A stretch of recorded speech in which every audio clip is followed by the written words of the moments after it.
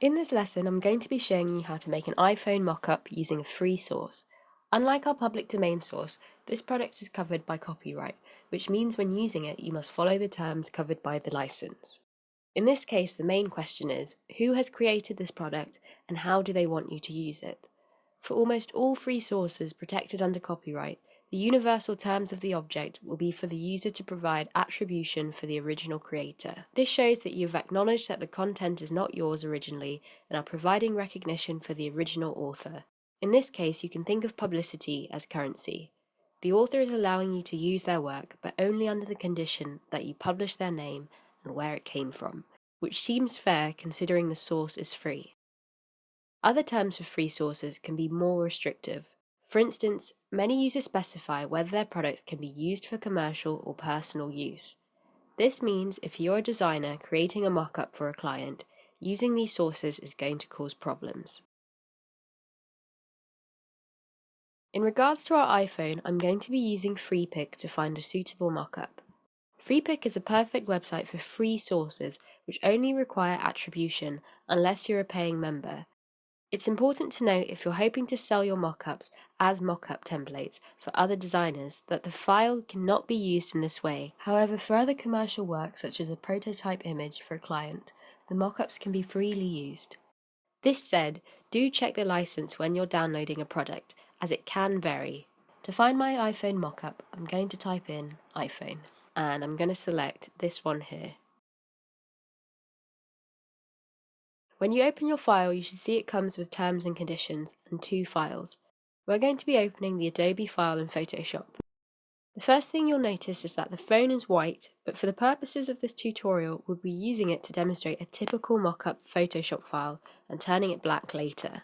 As is the case with many mockup templates, the author has separated the object, smart object, shadow and background for us. Unlike in the iPad tutorial, we no longer need to edit our source, which puts mockup files like this one at an obvious advantage. With this all in place, all I need to do is double click on my smart object and enter my design. Then I save and close.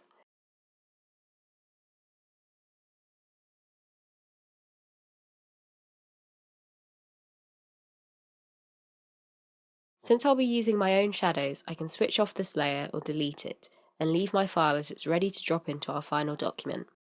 One thing I'll do before that though is change the colour of my iPhone. To do this, I just use my fill bucket and I set the threshold to a suitable number. Now I colour my screen and that's done. For some of you this might not be exact enough, so feel free to go into more detail if you like, but at the level of detail we'll be working with, I'm happy with this method.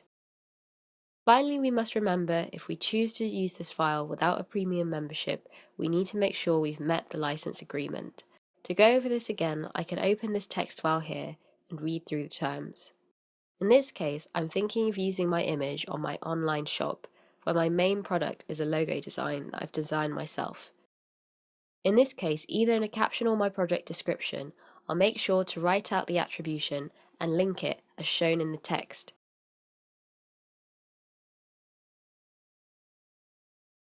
In general, a good rule is to remember that most attributions require you to include a title if it's provided, the name of the author, which can just be their online pseudonym depending on what they've stated on the product, the source, so where it came from, which in this case is a website, so make sure you include a link, and the type of license.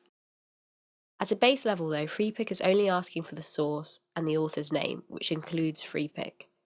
If I was using this image in a book, FreePic advises that you add this in the acknowledgements chapter, as designed by YLabs or FreePic in this case. As you can see, this is minimal, less than a handful of words, which is why free sources are so popular with designers. If you then check out FreePic's terms of use, you'll see that this license prevents you from selling or redistributing the mockup product.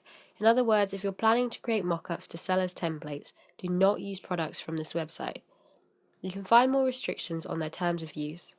Unless you're creating offensive content or planning to sell FreePic sources, the product should be fine for creatives to use commercially and personally. If you're still unsure, I'd advise you to make your own mockup from scratch, like the business card which we made earlier.